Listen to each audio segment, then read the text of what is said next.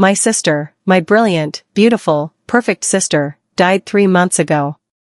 The entire family expected me to be the pillar of strength, the executor of her will, the guardian of her legacy. And I was. Until I found the box in her attic. A box that contained a secret she had kept for 22 years. A secret that made me tear up her perfectly planned will and disinherit the person she loved most in the world, her daughter. Now, my entire family calls me a monster. A bitter, jealous monster. But they don't know the truth. They don't know that my niece shouldn't have been my niece at all. So I have to ask you. Am I the asshole? To understand the depth of this wound, you have to understand my sister, Clara. She wasn't just my older sister, she was the sun around which our entire family orbited. I was her quiet, reliable moon. In every childhood photo, she's the one laughing, hair flying, arms outstretched to embrace the world. I'm the one standing slightly behind her, holding her jacket, smiling at her instead of the camera. She had this effortless magnetism. People were just drawn to her. She sailed through life, collecting accolades, friends, and a high-flying marketing career as if it were the most natural thing in the world. And I adored her for it. I truly did. I ran a small, quiet bookstore in our hometown. My life was made of paper and ink, of silence and stories. Hers was a whirlwind of international flights, high-stakes presentations, and glamorous parties. We were different, but we were a unit. When she met Mark, a kind, steady architect, it all seemed perfect. And when their daughter, Emily, was born, our bond deepened. Emily became the center of my world, too. I was the cool aunt, the one who bought her first leather-bound journal, who took her to see obscure foreign films, who she called when she had her first fight with her parents.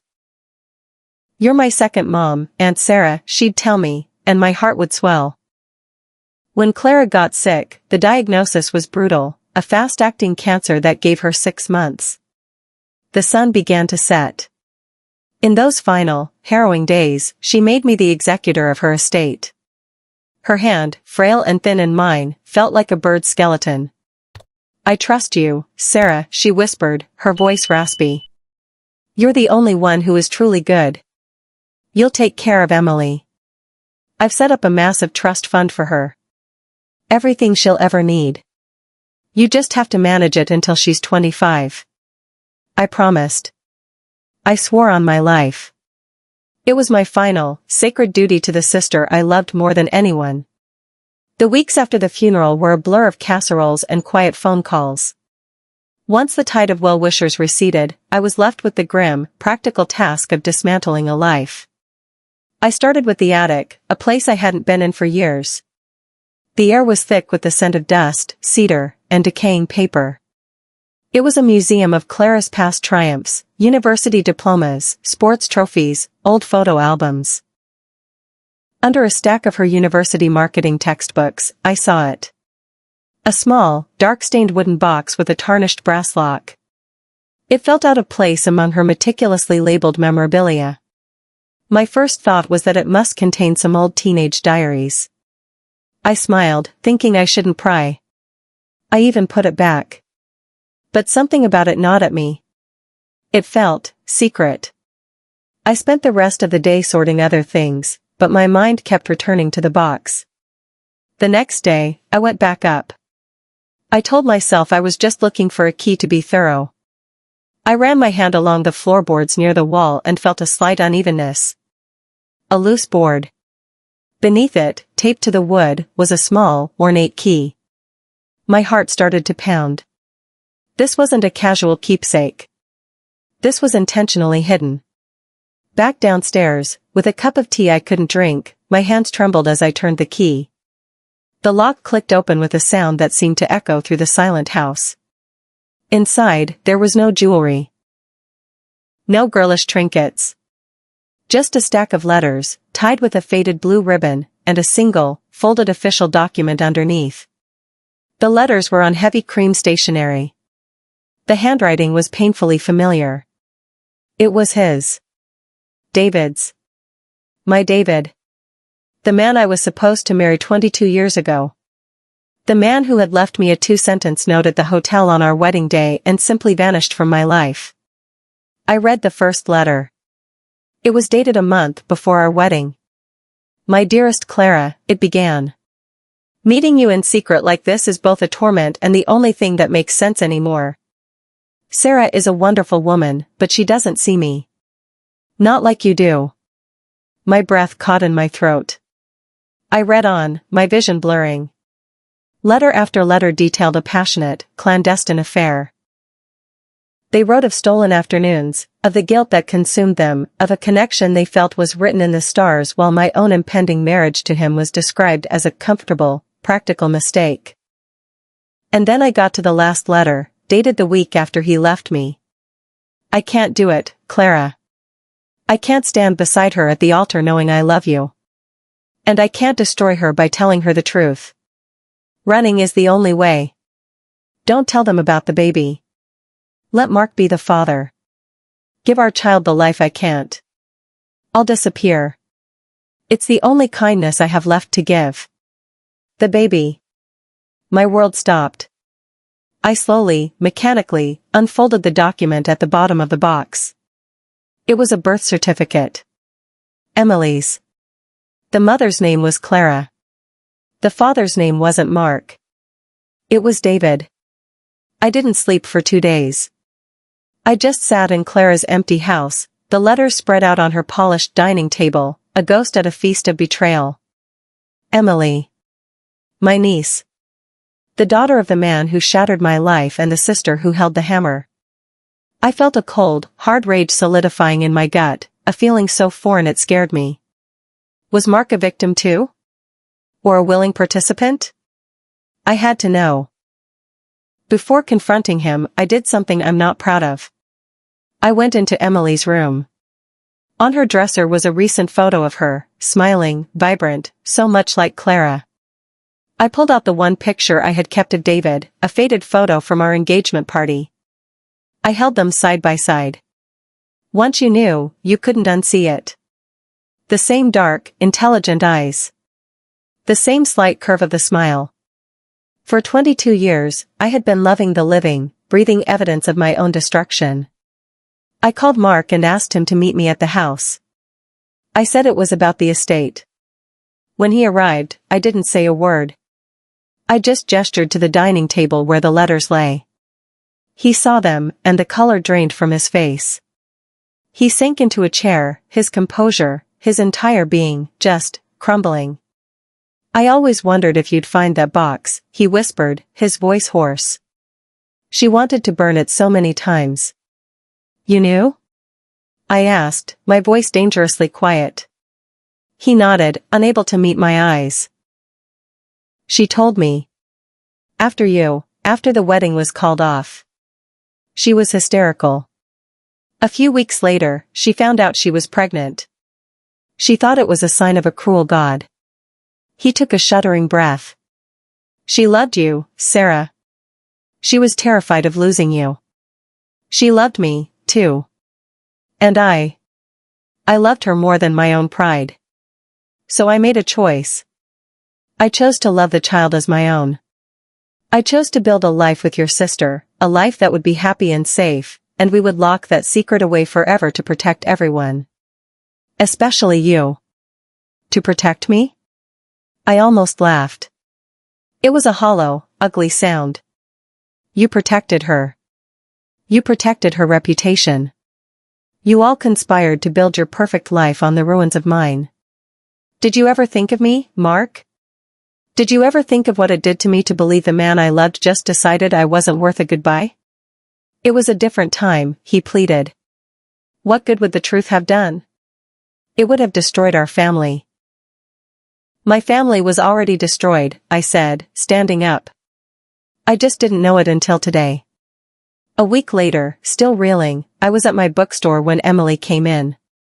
She threw her arms around me, burying her face in my shoulder. Oh, Aunt Sarah, I miss her so much, she sobbed.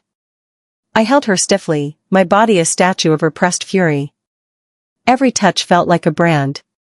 She pulled back, wiping her eyes. Dad told me you're sorting through everything.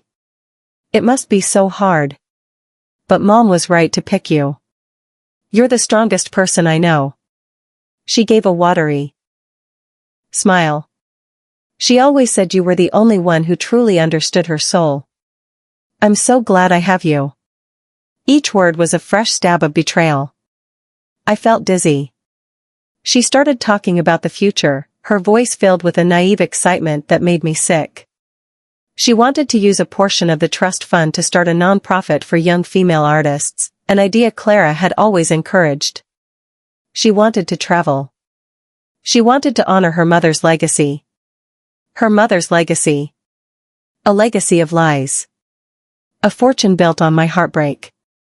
And there she was, the innocent, beautiful product of it all, planning her perfect future with the proceeds of my pain, telling me I was the strong one. In that moment, something inside me snapped. The grief I had for my sister curdled into something dark and resolute. That night, I didn't sleep. I sat in my own small apartment, Clara's will spread out before me. My entire estate is to be held in trust for my beloved daughter, Emily, it read. Beloved daughter. Beloved by whom? By the man who raised her? By the mother who lied to everyone?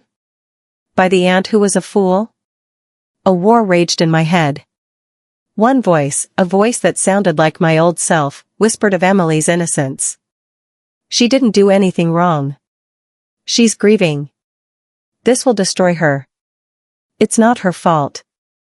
But another voice, a new one, cold and sharp as glass, was louder. Innocent? Her very existence is the scar on your life. This fortune, this legacy, it's fraudulent. It was bought with your future. They all protected each other. For 22 years, you were the punchline to their happy story. Now, you hold the pen. You can finally write an ending with some justice. The word justice echoed in the silence. It didn't feel like a noble pursuit. It felt like a weapon. And I wanted to wield it.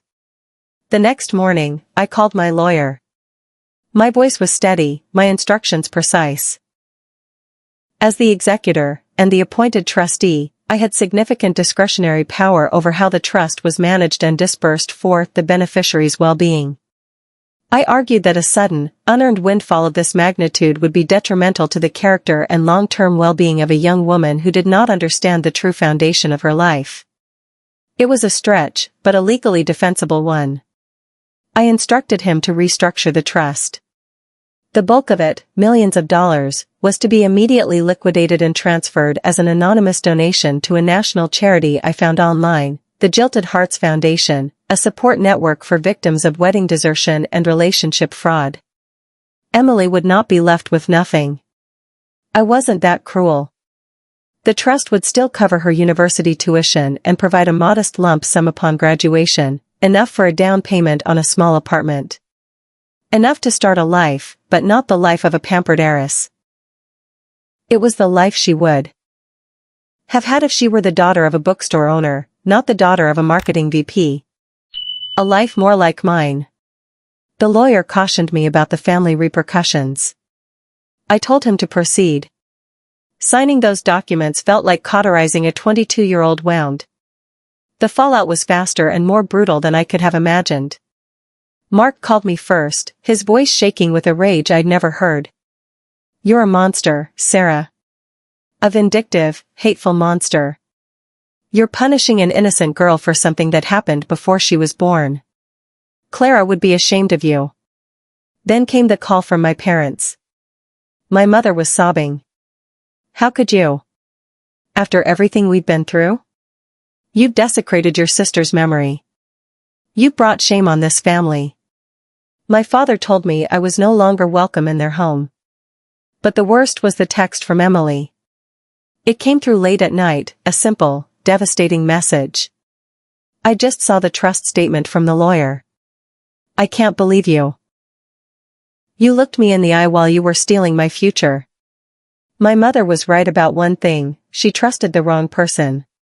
Don't ever contact me again. I am now an island. My family is fractured beyond repair, and I am the fault line. Mark is fighting my decision with his own lawyers, though my legal standing is surprisingly firm. My parents screen my calls. And Emily. I've lost Emily forever. I sit in my quiet bookstore, surrounded by thousands of stories of love and loss, and I wonder if I wrote my own ending all wrong. I claimed my justice, but I torched my entire world to do it.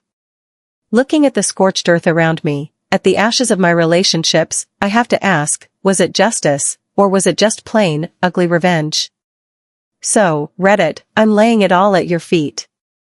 Tell me. Am I the asshole?